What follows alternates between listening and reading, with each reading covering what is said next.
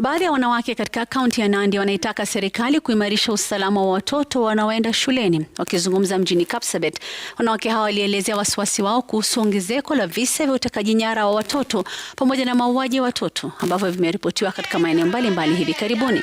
Wanasema matukio haya yamezua hofu kubwa miongoni mwa wazazi ambao sasa wanaishi kwa taharuki kuhusu usalama wa watoto wao.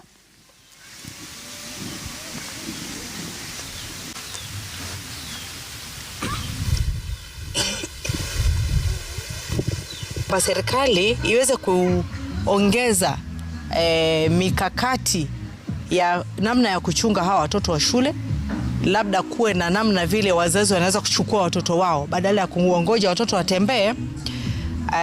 Mtoto akiwa mzazi hajakuja kumpiki kutoka shule, basi mtoto abaki shuleni. Imekuwa mtindo pia, nimeona kuna pale mtoto wa 14 years anatumwa kuchukua watoto ya watu ambao ni mtindo mbaya sana. Tunaona ni mambo yenye inatendeka kwa nchi kwa sasa ambayo haifurahishi watu.